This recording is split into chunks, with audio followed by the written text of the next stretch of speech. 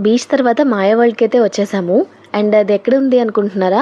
RK బీచ్‌లో ఉన్న submarine ఎదురుగా ఎయిర్‌క్రాఫ్ట్ మ్యూజియం ఉంది కదా! అందులోనే ఫస్ట్ ఫ్లోర్‌లో ఈ మాయా వరల్డ్ అనేది పెట్టారు. పర్ పర్సన్ అయితే రూ. 235 ఛార్జ్ చేస్తున్నారు. నాకు, మా హస్బెండ్‌కి అండ్ మా చెల్లికి మాత్రమే ఛార్జ్ చేశారు. బిలో 5 ఇయర్స్ కిడ్స్‌కి అయితే అసలు ఫ్రీగా ఉంటుందన్నమాట. టోకెన్ ఉండదు. మొత్తం గ్లాస్ వరల్డ్ అండి. అద్దాల ప్రపంచంలోకి వెళ్ళినట్టయితే అనిపించింది. పిల్లల కన్నా పెద్దవాళ్ళమైతే బాగా ఎక్సైటెడ్ ఫీల్ అవుతాం. మంచి మంచి ఫొటోస్ వచ్చాయి. మంచి లైటింగ్స్ పెట్టారు. మొత్తం చుట్టూరా అద్దాలు, కింద అద్దాలు భలే అనిపించింది. పిల్లలు నడవడానికి కొంచెం భయపడ్డారు. ఎందుకంటే గ్లాస్ ఫ్లోర్ కాబట్టి.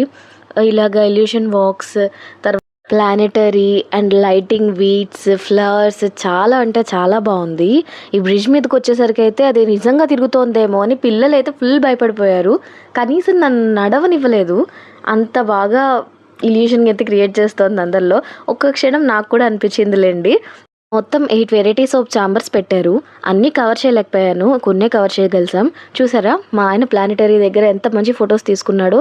ఈ ప్లేస్‌లో ఫోటోస్ అయితే నెక్స్ట్ లెవెల్ వస్తాయి. మా ఆయనకి నేనే తీశాను. ఎంత బాగా వచ్చాయో చూసారా? చాలా అయితే చాలా బాగున్నాయి బ్యాక్‌గ్రౌండ్స్. నెక్స్ట్ లోపలికెళ్ళిన తర్వాత ఒక ట్రీ పెట్టారు. ఆ ట్రీకి మొత్తం లైటింగ్స్ అనమాట. లైట్స్ మారుతున్న కొద్దీ పిల్లలు భలే ఎక్సైట్ అయ్యారు. అండ్ మొత్తం మిర్రర్స్ ఉన్న ఒక ఎల్యూషన్‌లోకి వెళ్ళాము. ఎటు చూసినా మిర్రర్స్, ఎటు వెళ్ళినా మిర్రర్స్. ఎటు క్లోజ్ ఉందో, ఎటు ఓపెన్ ఉందో తెలియలేదు. భలే అనిపించిందిలేండి ఎక్స్‌పీరియన్స్.